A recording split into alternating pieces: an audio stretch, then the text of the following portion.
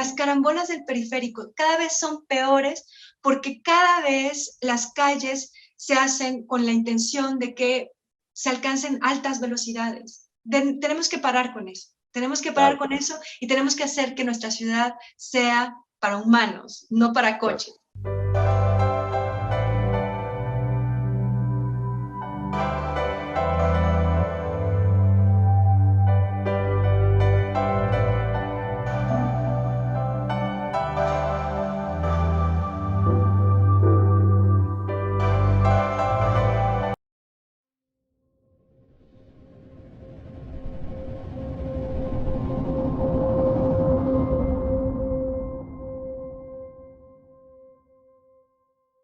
Muy buenas tardes, o mejor dicho, muy buenas noches, porque a la hora que ustedes estén viendo esta emisión de Las Reporteras, este programa pregrabado será, por supuesto, si no pasa otra cosa, martes por la noche. Saludo en los controles al productor, preproductor y postproductor de este espacio, Giovanni Mota, y hoy también saludo con mucho agrado a Lidia Gamboa, que ella es representante de Espacio Público, Filosofía y Letras, una organización abocada a los temas de movilidad no motorizada, a los temas de movilidad de peatones, y que en días recientes, junto con otro grupo de organizaciones afines, algunas también especializadas en el tema de la movilidad, pero otras no, que están abocadas a, pues, digamos, vigilar el curso bueno de la democracia, a hablar sobre derechos humanos, pero también están interesadas en este tema y han formado un frente común que, insisto, en días pasados ofreció una rueda de medios para pedir al Congreso local, a las autoridades locales, que homologuen la Ley de Movilidad y Seguridad Vial Federal, que ya está pues lista, y ya está vigente, entiendo, a nivel federal, pero que no ha tenido su referente aquí a nivel estatal. Hay que recordar que en meses pasados el gobernador Luis Miguel Barbosa Huerta envió una iniciativa de ley al Congreso local. Había otro par de iniciativas por ahí también rondando. Estaba a punto ya de promulgarse la normatividad local, estatal en esta materia, pero justo el proceso legislativo a nivel estatal se detuvo porque se estaba discutiendo a nivel federal en el Congreso de la Unión la normatividad, la ley de movilidad y seguridad vial, que, bueno, finalmente ya está vigente. Las organizaciones como Espacio Público, Filosofía y Letras y otras han pedido a las autoridades que la normativa sea homologada ya a la brevedad, porque es urgente por muchas situaciones para garantizar el tránsito, digamos, seguro de peatones, de personas que utilizan vehículos no motorizados como bicicletas, pero también, por ejemplo, las personas con capacidades distintas, diferentes, que se desplazan, por ejemplo, en silla de ruedas, en muletas, pero también para la seguridad de los propios usuarios de los automóviles, a los que algunas veces peyorativamente llaman cochistas, para la gente que utiliza en seguridad los sistemas de eh, transporte público. En fin, es una ley que poco a poco vamos a ir hablando de ella en este momento. Buenas tardes, Lidia, ¿cómo estás? Buenas noches, mejor dicho. Buenas noches, Martín. Primero que nada, muchas gracias por la invitación. Es un placer estar en la Jornada de Oriente, que para mí es un medio muy significativo. Y bueno, hablando de este tema, que es un tema que en realidad nos concierne a todos, nos concierne a las personas que se mueven en coche, a las personas que se mueven caminando, a las personas que se mueven en bicicleta, a las personas que se mueven en transporte público. Y nos concierne justamente porque, como decías, y bueno, que bien informado están ustedes del asunto, como decías, nos concierne porque pues, se acaba de aprobar una ley general de movilidad y seguridad vial que trata justo sobre estos temas y a partir de ella el gobierno del estado, en particular el Congreso local, tiene que homologar las leyes que tengamos en materia de movilidad con respecto a esa ley general de movilidad y seguridad vial. Al homologar estos instrumentos normativos que tenemos en Puebla, bueno, lo que va a ocurrir es que habrá que tener modificaciones, bueno, primero habrá que tener un reglamento, pero habrá que tener modificaciones en la manera en la que se ofrecen las condiciones para que todos nosotros nos movamos en nuestras ciudades, en nuestras zonas habitacionales, ¿no? Ya sea si nos movemos en bicicleta, ya sea si nos movemos en transporte público, ya sea si nos movemos caminando. Cabe decir que en Puebla, en todo el estado, así como casi en la mayor parte del país, la gran mayoría de las personas nos movemos caminando y en transporte público. Me refiero al 85% de la población nos movemos de ese modo y por lo tanto es una ley que justo está pensando que tenemos que mejorar las condiciones de movilidad para el 85% de la población en primera instancia. En segunda instancia, tenemos que mejorar las condiciones de movilidad para las personas más vulnerables, que de nuevo son los peatones, ¿no? Las personas que caminamos por las calles, para movernos de un lugar a otro, para transitar de un lugar a otro, las personas que utilizan transporte público, las personas que utilizamos bicicleta, las personas que utilizan motocicleta para moverse y así considerar pues lo que llamamos la jerarquía de la movilidad o la jerarquía de la vulnerabilidad para tomar decisiones, ¿no? para tener mejores condiciones y tomar las mejores decisiones a nivel de políticas públicas. Claro. Lidia, ustedes estuvieron muy metidos, pendientes, las organizaciones, Espacio Público, Filosofía y Letras en particular, en la discusión a nivel federal y también la que se estaba gestando apenas a nivel estatal. ¿Qué bondades le ves a la ley federal que ya se encuentra vigente, ¿verdad? Ya fue publicada en el Diario Oficial de la Federación. Sí, ya fue publicada y hay varias bondades. Tengo aquí unos apuntes. Por ejemplo, lo que intenta lograr, y tenemos que lograrlo también junto con las organizaciones de la sociedad civil, no es solamente un asunto normativo, lo que tiene que lograr es que los factores de riesgo se reduzcan. Hay factores de riesgo como son, por ejemplo, la velocidad, ¿no? La velocidad mata, decimos nosotros los colectivos, mata porque normalmente las altas velocidades solo se pueden alcanzar por vehículos motorizados, ¿no? Ya sea motocicletas, vehículos particulares, camiones, ¿no? Si las velocidades dentro de las ciudades son muy altas o es posible que se alcancen velocidades muy altas dentro de las ciudades, dentro de nuestros entornos urbanos, es muy probable que si ocurre un siniestro haya resultados fatales. Lo que hace esta ley es justamente poner las condiciones para que eso se modifique, para que los entornos sean modificados y por lo tanto los factores de riesgo se reduzcan. Esa es una. El otro es reconocer que las víctimas de siniestros viales pues no han sido vistas como víctimas particulares, ¿no? En este caso, por ejemplo, tenemos datos como que más del 80% de las personas que matan a alguien más por un siniestro vial porque iban en un vehículo a altas velocidades, normalmente huyen. ¿De acuerdo? Entonces, no hay manera de pagar los efectos, ¿no? No hay manera de llevar a las víctimas de pronto a los hospitales. Todos los gastos que se generan por los siniestros terminan por ser pagados por las víctimas mismas. En fin, no hay personas, MPs o personas especializadas en determinar quién es responsable en esos casos de siniestros viales. En fin, hay una serie de factores que hacen muy particular las consecuencias de estos siniestros, ¿no? Las consecuencias cuando son fatales o cuando no son fatales, cuando hay víctimas, ¿no? Y pues justamente tenemos que ver cómo vamos a resolver cómo vamos a responder frente a las víctimas. Y bueno, esta ley también tiene ahí secciones que tratan sobre el tema, ¿no? Hay secciones que trabajan justamente sobre lo que llaman proximidad. Dentro de pues dentro de la academia, sobre todo, ¿no? Las personas que hacen ciencia urbana, ¿no? Dicen actualmente que es un factor importantísimo de considerar cuán próximas están las personas de los lugares de trabajo, de estudio, ¿no?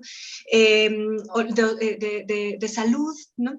Porque si están muy lejos, evidentemente van a depender de la eficiencia del medio que van a utilizar para moverse desde sus casas o donde estén hacia, por ejemplo, los centros de salud o sus trabajos, ¿no?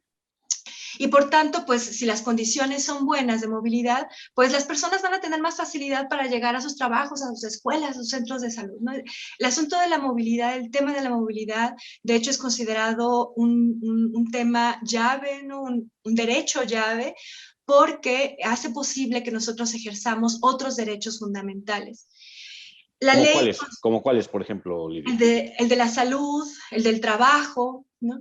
El de la educación, ¿no? Si las condiciones de movilidad no son adecuadas, no son eficientes, vas a tardar 1 hora, 2 horas en llegar de tu casa a tu trabajo y por lo tanto vas a tener menos tiempo para descansar. Por lo tanto, vas a llegar al trabajo cansado, ¿no? Vas a llegar a la escuela casi durmiendo, ¿no? O quizá, como sucede en otros casos, ni siquiera vas a poder ir a la escuela porque te queda a 2 horas de distancia caminando, ¿no? Entonces, tenemos que mejorar esas condiciones para que las personas en realidad ejerzan otros derechos mucho más fundamentales. Eso está considerado en la ley y es lo que llamamos justamente proximidad, ¿no? Las condiciones dentro de las ciudades, dentro de nuestros de los lugares donde vivimos, ¿no? De las zonas habitadas, tienen que ser próximas, ¿no? Tienen que tener este factor de proximidad, ¿no? Está el asunto del diseño vial. Tenemos que hacer modificaciones en la manera en la que está diseñada las calles, ¿no? Resulta que la gran mayoría de las inversiones que se hacen con recursos federales se hacen para que los vehículos puedan transitar en las calles y no para que las personas puedan caminar en las calles o para que el transporte público sea de mucha mejor calidad. Casi no hay inversión en transporte público en México y en Puebla tampoco, y sí hay mucha inversión en repavimentar calles, en construir calles, ¿no? Mucha inversión en pavimentar, de hecho, en repavimentar, en tapar hoyos, ¿no? Cuando en realidad la mayor parte de la gente se mueve en transporte público o camina. Casi no hay inversión en banquetas, por ejemplo, ¿no? Claro. Entonces, eso lo tenemos que modificar. ¿Qué otras cosas hay? Bueno, justamente también pone algunas reglas para que el transporte público mejore. ¿Cuáles reglas? Por ejemplo, pues esto de que el transporte público tiene que estar interconectado. En Puebla, particularmente en la ciudad de Puebla, tenemos un transporte público que no está interconectado. Tenemos calles por donde transitan 50, 60, 90 rutas de transporte público en la misma calle. Van todas por esa misma avenida o por esa misma calle, ¿no? Y ya eventualmente se bifurcan, pero, por ejemplo, el centro histórico también es un caos, ¿no? Porque por aquí transitan más del 80% de las rutas de la ciudad y también de la zona conurbada, ¿no? Lo que tiene que ocurrir es que las rutas estén interconectadas, ¿no? De modo que se haga una especie de red de transporte público, ¿no? Las reglas para eso están puestas justamente en esta ley de movilidad. Bueno, está también el asunto de la participación social. Debe de haber un consejo en el que participen expertos, académicos y también sociedad civil, ¿no? Para tomar decisiones con respecto a cómo vamos a organizar, cómo vamos a planear la movilidad, cómo vamos a diseñar las calles, cómo vamos a diseñar las ciclovías, cómo vamos a diseñar las rutas del transporte público, en fin, todo esto también ya estaría estipulado por algunas reglas que están en esta ley. Y otra cosa que es muy importante, dos cosas que son muy importantes, las licencias. Las licencias deben de dejar de ser dadas como si fueran dulces. las personas tenemos que probar que sabemos manejar. Debemos de probar que no solamente conocemos las reglas, sino debemos de probar que, de hecho, ¿no?, en la práctica sabemos manejar. Todo el mundo sabe que hay personas que aprenden a manejar porque su papá les enseñó, porque su tío les enseñó, pero en realidad, por ejemplo, poner las intermitentes, ¿no?, o saber qué significan todas las señaléticas, pues no siempre lo encontramos entre los conductores, ¿no? Está eso y está el asunto de la información. Tiene que haber una base de datos donde se vacíe la información sobre siniestros, sobre licencias, sobre los lugares, los centros donde más siniestros ocurren, quiénes son los que están involucrados en estos, en fin, ese tipo de base de datos que poseen información que podría ayudar a los que toman decisiones a tomar las mejores decisiones posibles, ¿no?, en materia de movilidad. Claro, ha sido muy extenso y creo que bastante claro la exposición que has hecho sobre las bondades de la ley vigente. Creo que nos está pidiendo nuestro productor Giovanni que te hagas un poquito para atrás, Lidia, para que pueda captar mejor tu rostro la audiencia. ¿Y qué áreas de oportunidad? ¿Habría todavía alguna materia en esta homologación que se va a hacer de la normatividad local, un área de oportunidad en las que ustedes crean que además se pueden hacer, digamos, innovación, aditamentos o especificaciones para la realidad poblana, además de estas que me has contado y que ahorita me gustaría preguntarte sobre algunas más? Sí, el financiamiento. Cuando se propuso la ley a nivel federal, que de hecho es una ley que construyó la sociedad civil, bueno, pues nosotros hicimos propuestas muy extensas, muy amplias, ¿no? Y bueno, fueron recortadas poco a poco. Una de las cosas que se recortaron fue el asunto del financiamiento y esperamos que entonces en Puebla nosotros vayamos todavía más lejos de lo que se terminó aprobando y tengamos un sistema o fuentes de financiamiento claras que nos permitan a todos, ¿no?, tanto a la sociedad civil como a la academia, como a los que toman decisiones, proponer proyectos pues con ya fondos de financiamiento que los lleven a la realidad, ¿no?, que los hagan reales. Y estamos imaginando, por ejemplo, que el asunto de la tenencia, ese dinero, esos recursos deberían de servir para mejorar el transporte público, ¿no?, deberían de servir para mejorar las banquetas y reducir la cantidad de personas que, pues lamentablemente no lo tenemos contabilizado, pero estoy segura de que hay muchas personas que se tropiezan en las banquetas y que sufren, pues no sé, daños, ¿no? Y es el caso que no lo tenemos contabilizado, pero sí tenemos contabilizado que hay muchas personas que tienen alguna discapacidad, ¿no?, o con capacidades diferentes, que no pueden salir de sus casas porque no pueden caminar, no pueden andar en silla de ruedas, su movilidad no es la que se puede adecuar a las condiciones terribles que tenemos en las banquetas, ¿no? Hay muchas personas que deciden no salir de sus casas, ¿no? Entonces tenemos que mejorar eso y tenemos que tener recursos para el caso y lo ideal es que estos recursos ya estén etiquetados desde una ley, ¿no? Hay un estimado, Lidia Gómez, Espacio Público, Filosofía y Letras, hay un estimado de cuánto debería ser el monto que se debe destinar para estos mejoramientos en la movilidad, primero que nada de peatones, de personas también con capacidades distintas y enseguida, pues de quienes usan los vehículos no motorizados. No que yo sepa, en realidad, como es un asunto muy local y estamos innovando, No hay estudios al respecto, al menos públicos, ¿no? Quizá el gobierno del Estado tenga ya estudios ahí estimados, que nos permitan hacer una estimación. Quizá también el Congreso local tenga también ya estimaciones, pero no son públicas, ¿no? Entonces, estamos innovando en realidad. Lo cierto es que, de acuerdo con los modos en los que la gran mayoría de las personas se mueven, que es, insisto, caminando y en transporte público, pues los podríamos considerar como un referente, ¿no? Para saber hacia dónde destinamos la gran mayoría de los fondos. Claro. Pues, Sí, ha sido, insisto, muy clara en la explicación, pero me llama la atención un punto que yo creo que padecemos todos los poblanos, que es el asunto de cómo conducimos.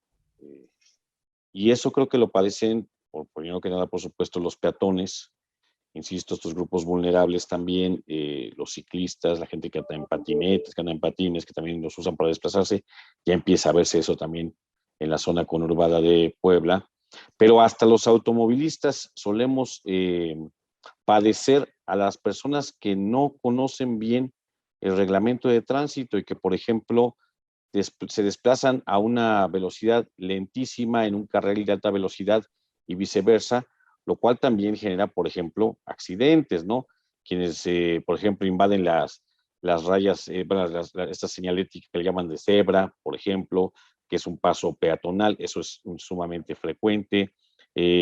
Bueno, que no se utilizan las direccionales para indicar cambios, vueltas, en fin, las intermitentes para alertar sobre, por ejemplo, una disminución drástica en el desplazamiento causada por algo que está viendo el primer conductor. En fin, podríamos hablar de centenas de ejemplos de cómo las personas que tienen una licencia para conducir en realidad manejan, pero no saben conducir. Y son también, obviamente sin dolo, de manera no voluntaria, propiciadores y propiciadoras de accidentes que suelen ser graves.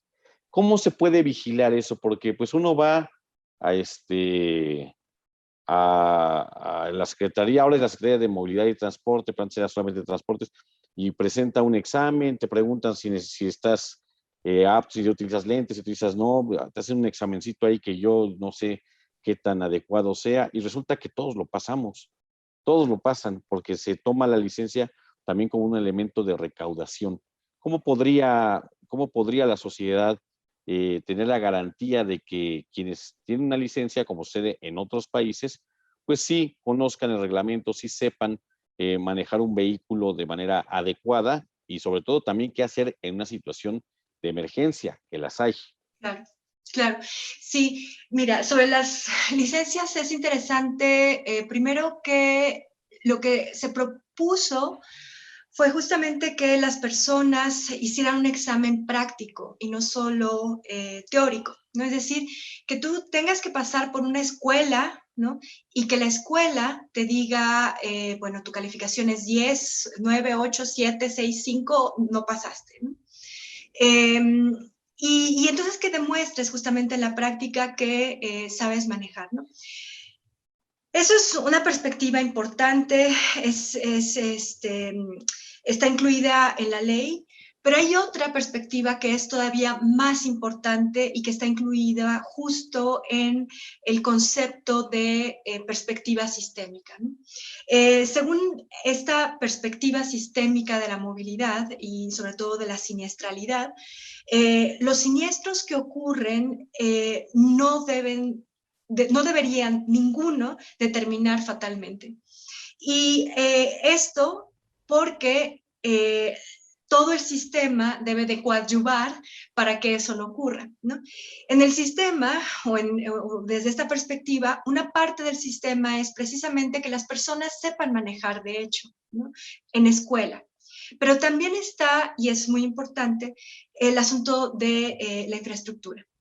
Si la infraestructura es adecuada para la zona del centro poblacional del que estemos hablando, es adecuada y y no permite que las velocidades pasen de 30 kilómetros por hora, ¿no? Suponiendo que estamos hablando del centro histórico de la ciudad de Puebla, pues entonces las personas, aun cuando no sepan manejar, aun cuando no hayan ido a la escuela, no van a pasar los 30 kilómetros por hora.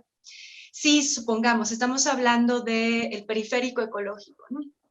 Pues es una zona donde ya también viven personas, ¿no? Y hay personas que intentan atravesar caminando el periférico ecológico, ¿no?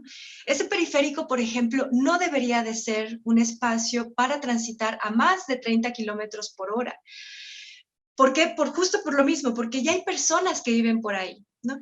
Entonces, las condiciones de infraestructura deberían de ser diferentes para que los vehículos no puedan correr a más de 30 kilómetros por hora. Supongamos que estamos hablando de una carretera que ya está fuera de la ciudad, ¿no? Donde no vive absolutamente nadie. Bueno, pues ahí sí, las condiciones de infraestructura deben de ser las adecuadas como para que las personas en vehículos puedan manejar a más de 30 kilómetros por hora, 80 kilómetros por hora, si quieres, ¿no?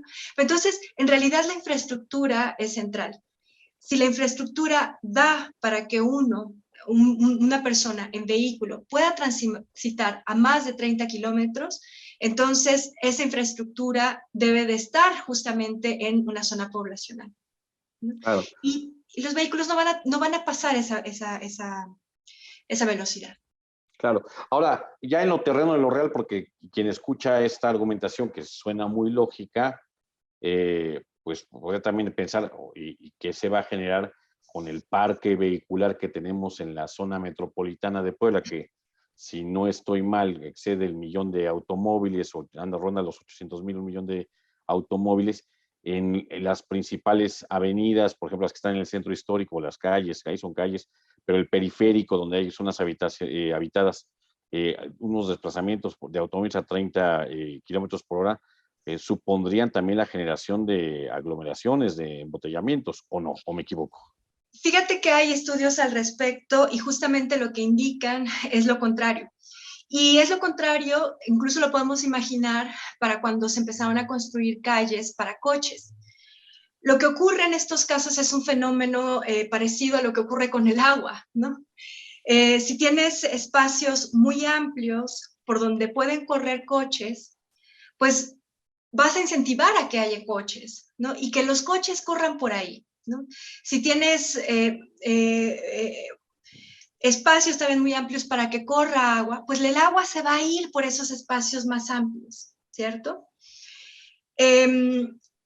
Si reduces la cantidad de espacio para vehículos y en cambio amplías el espacio para bicicletas o generas una red de transporte público que le permita a la gente transitar de manera segura, cómoda, regular, en fin, todas las condiciones que debe tener el transporte público, si estableces esas condiciones, entonces el tráfico se va a esfumar. Ese es el término, de hecho, que también de pronto utilizan. Se esfuma el tráfico vehicular y las personas entonces empiezan a utilizar mejor otros medios de transporte. Bicicleta, empiezan a caminar también si las condiciones son adecuadas o empiezan a tomar el transporte público. Es lo que estamos viendo en otras partes del mundo y es lo que vimos cuando se empezaron a construir las avenidas para los coches. Se empezaron a ocupar. Y ahorita lo que estamos haciendo, hasta ahora lo que hemos estado haciendo es incentivar que se ocupen, hacer puentes enormes y avenidas con 4 o 5 carriles. Lo que tenemos en el periférico ecológico, por ejemplo, es algo así como un llamado para que pasen por ahí todos los coches rápidamente a toda velocidad, ¿no? Y prácticamente no veas a nadie caminando, ¿no?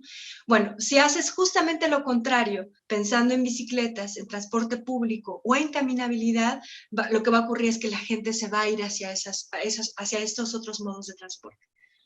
Claro. Lidia Gómez, de Espacio Público de Filosofía y Letras. Ahora, siempre estamos hablando digamos, del mundo ideal y la gente, los llamados cochistas y hasta los que no lo son, suelen ver a veces hasta con sorna, y lo digo en serio, con sorna a los activistas en la movilidad no motorizada. Hasta llegan a gritarles, pues esto no es Holanda, no estamos en Holanda, no estamos en Ámsterdam, o sea, no hay infraestructura, aquí hay baches, Ustedes han hablado bastante, tú y otros activistas, pues de que, de que este es el principio, no se trata de que haya unas cuantas ciclovías, ni un circuito de ciclovías, sino de que las ciclovías sean, digamos, a nivel de transporte de vehículo, pues sean, digamos, la infraestructura principal y no la que está diseñada para los coches, eso lo hemos entendido. Pero si tuviéramos un ejemplo en Puebla o en México, algún área que tú pudieras decir, esto es más o menos lo que se acerca en un 50% a un escenario óptimo o al menos a un escenario propicio para la movilidad con sentido humano, ¿cuál sería? ¿Hay algún referente que nuestros amigos y amigas de la Jornada de Oriente pudieran buscar tal vez en Google y decir, mira, esto es así? Así es como el asunto, tal vez en una zona, no sé si de Monterrey, de la Ciudad de México, aquí mismo en Puebla, en Guadalajara, donde se está aplicando esta lógica de movilidad que privilegia a los transeúntes. Sí, bueno, ahorita es un lugar importante, Garza García, en Nuevo León, ¿no? El presidente municipal está poniendo mucha atención, ojo, a la caminabilidad en primera instancia. Esto quiere decir ampliar banquetas y colocar árboles. Eso también está ocurriendo en la Ciudad de México, ¿no? Con el gobierno de Claudia Sheinbaum y el secretario de Movilidad. Están ampliando banquetas por todas partes y si te fijas hay ya muchísimos lugares donde se ven los volardos, ¿no? Justamente en las esquinas, las orejas que les llaman, que son estas partes que sobresalen de la banqueta para colocar ahí infraestructura verde, lo que llaman infraestructura verde, que son árboles, plantas, ¿no? Y reducir el espacio por el que tiene que atravesar un peatón para llegar de un punto a otro, ¿no? Entonces eso está ocurriendo, digamos, en dos lugares de manera muy importante, si ves la caminabilidad. Si te concentras en el asunto del transporte público, bueno, el transporte público en realidad en la Ciudad de México ha sido muy observado, ¿no? Es decir, por quienes toman decisiones, ¿no? Es más, creo desde el gobierno de Marcelo Ebrard es cuando más inversión ha habido por ahí. En Querétaro también ahorita hay mucha inversión en transporte público, en Guadalajara hay mucha inversión en transporte público y claro, lo que está ocurriendo es que lo que llamamos modelo hombre camión, pues lo están eliminando y están están privilegiando las concesiones para empresas, ¿no? Ese no es el caso en la Ciudad de México. De hecho, el paro que acabamos de ver es precisamente porque ahí hay un impasse, ¿no? En los acuerdos. Los concesionarios no quieren convertirse en cooperativas o en empresas, ¿no? Y el gobierno del estado de la Ciudad de México pues solamente quiere lidiar con cooperativas o con empresas, ¿no? ¿Por qué? Porque es mucho más fácil, ¿no? Que con pequeños concesionarios, con un concesionario que tiene un camión, dos camiones, ¿no? En fin, es mucho más fácil organizarse. Entonces, si vemos el asunto del transporte público, está ocurriendo grandes inversiones en estas ciudades. Están cambiando también, por lo tanto, las unidades de transporte público. Si vas a Querétaro ahora encuentras unidades preciosas, ¿no? Que suben y bajan, ¿no? Al nivel de piso, de modo que entonces son 100% accesibles para las personas con movilidad reducida, ¿no? Son también 100% accesibles por supuesto, para niños y para mujeres embarazadas o mujeres con carritos, ¿no? En fin, entonces, eso es lo que yo creo que tenemos que aspirar aquí en Puebla, ¿no? Deberíamos tener un transporte público eficiente, 100% accesible y que además esté organizado de modo tal que sea mucho más fácil ponerse de acuerdo pues con los concesionarios, ¿no? Esa es otra cosa. Lo de las bicicletas es importante no por la cantidad de ciclistas que hay actualmente, sino por la cantidad de potenciales ciclistas que podrías tener en una ciudad si colocas ciclovías, ¿no? Y por tanto, la cantidad de CO2 que podrías dejar de producir dentro de tu ciudad. ¿De acuerdo? Entonces, es en realidad una política que observa el futuro y no tanto el presente. ¿Ok? Las ciclovías, además también, si las ves a futuro, pues en el momento en el que las personas se animen a utilizarlas porque son más seguras, sin lugar a dudas, pues el asunto de la salud va a mejorar muchísimo, ¿no? El sobrepeso, ¿no? Incluso los problemas de salud mental, ¿no? Porque andar en bicicleta te da una perspectiva completamente diferente del mundo, ¿no? Te sientes mucho más sano al hacer ejercicio, ¿no? Entonces, creo que esos son los dos factores por los cuales son importantes las bicicletas. Y otro que también es muy importante y es de carácter social, de justicia social, las personas de menores ingresos llegan a ocupar hasta el 20% de estos ingresos en traslados, en transporte público. Que normalmente... esos datos ya los han manejado recientemente y me han interesado mucho. Disculpa que te interrumpa, Lidia, y tenías por ahí preparadas algunas láminas que pueden ilustrar mejor lo que conceptualmente estamos entendiendo, pero que a veces también en los números que son fríos suelen decir algunas realidades. Han asegurado ustedes que de las personas que tienen menor ingreso, estamos hablando de las clases, digamos, más marginadas, de las clases obreras, en Puebla utilizan el 20% de sus ingresos. ¿De cuánto estamos hablando en pesos constantes más o menos? ¿Cuánto sería lo que destina una familia pues con necesidades al transporte público? Si es el 20%, ¿de cuánto estamos hablando al mes más o menos, Lidia?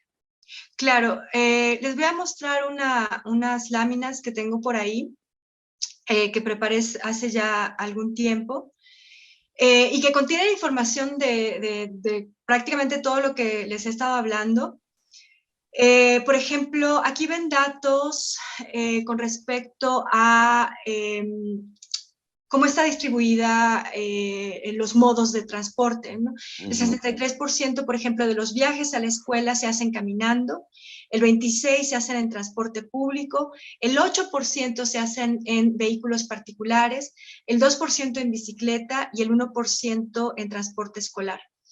Los viajes al trabajo, el 32% se hacen caminando, 38% en transporte público, vehículos particulares, 17%, el 9% en bicicleta y transporte especializado, ¿no? Transporte de trabajo.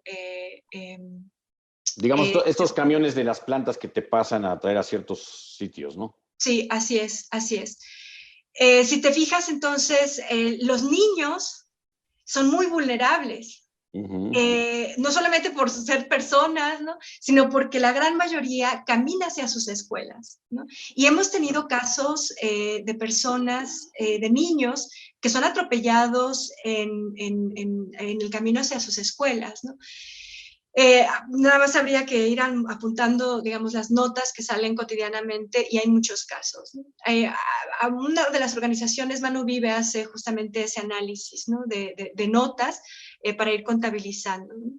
Tenemos, por ejemplo, que la inversión con respecto al gasto federal de movilidad en Puebla se destina al 17% de las personas que transitan en vehículos particulares. Solo el 17%, la inversión al espacio público es de 2.83. La movilidad peatonal, la inversión para movilidad peatonal es de 2.16, la movilidad ciclista es 0.4 y la movilidad del espacio colectivo es 10, ¿no? El de transporte colectivo. El 63%, en cambio, se utiliza para el 17% de las personas que se mueven en vehículos particulares. En este número, en este dato, parece que están incluidos, está hecho por el IMCO, si no mal recuerdo están incluidos también los transportes de trabajo, ¿no? Entonces, por ejemplo, no sé, las empresas repartidoras de Bimbo, ¿no?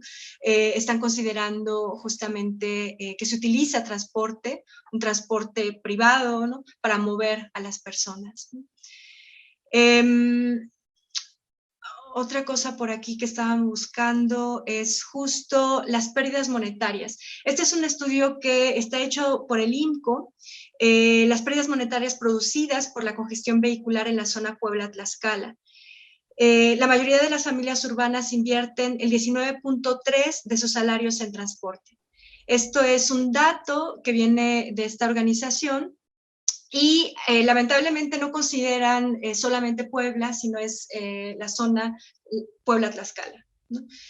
Las familias de menos ingresos invierten el 11% de estos, mientras que las de mayores ingresos tan solo invierten el 0.8% de estos, ¿no? Entonces, estos son datos del INCO. Hay otros datos del ANPAC, que son justamente los que dicen, no tengo la gráfica, ¿no? Pero son justamente los que dicen que llega a ser hasta el 20% a nivel nacional de los recursos, de los ingresos de las personas de menos ingresos que llegan a utilizar para la movilidad cotidiana, ¿no?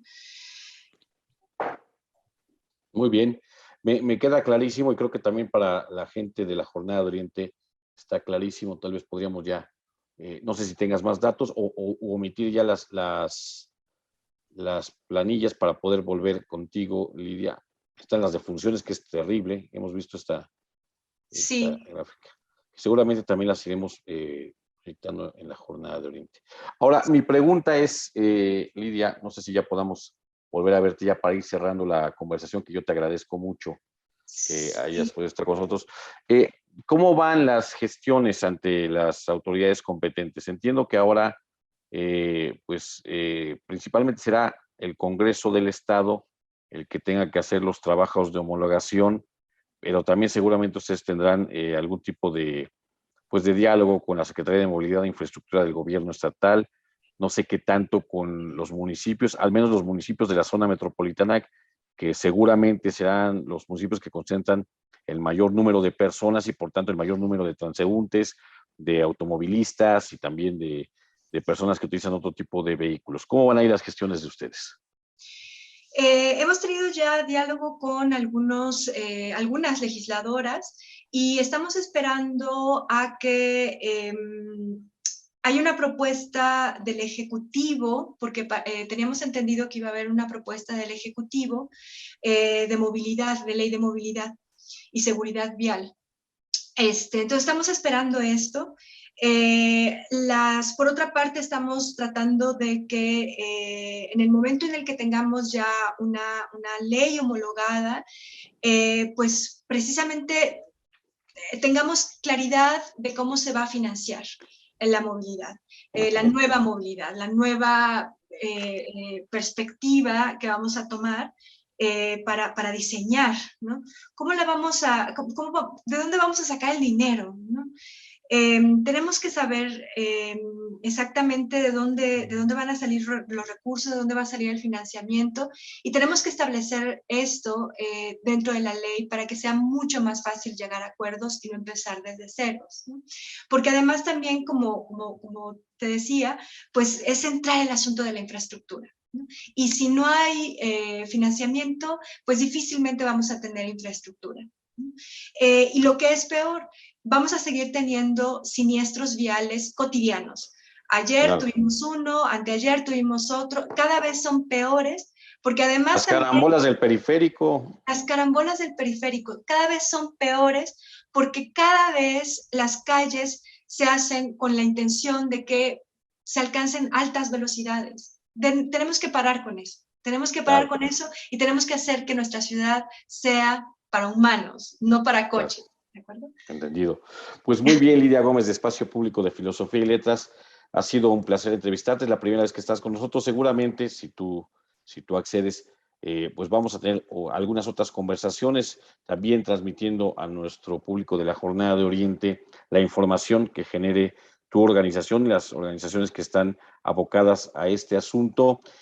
Vamos a darle también seguimiento, por supuesto, al proceso de homologación de la normativa federal, de la Ley de Movilidad y Seguridad Vial, que así se llama, ¿verdad? Oficialmente, la ley federal, con su Ley General de Movilidad y Seguridad Vial, y con su correspondiente local, y también lo que será después la batalla por los reglamentos, que ahí es donde regularmente algunas cosas que vienen con muy buena intención en las leyes se tuerce a la hora del reglamento y quedan limitadas. Pues te agradezco mucho. Muy bien. Pues el agradecida soy yo. Esperamos estar en contacto con ustedes y pues bueno, que se sepa que esto es un asunto de justicia social, ¿no? No es un asunto no sé, de algunos grupillos ahí que quieren bicicletas y ciclovías nada más. De no, es un asunto que va más allá de eso. Sí, Muy bien. Pues te agradezco mucho, Lidia, y quedamos pendientes para una charla después. de acuerdo. Que estés muy bien. Muchas gracias a Lidia y muchas gracias también a Giovanni Mota y muchas gracias al público de la Jornada Oriente. Seguramente más tarde verán a Fermín Alejandro García Hernández en Aquí Vamos, en unos minutitos para que les dé cuenta de lo más importante de Puebla, México, Tlaxcala y el mundo, como suele decir. Buenas noches.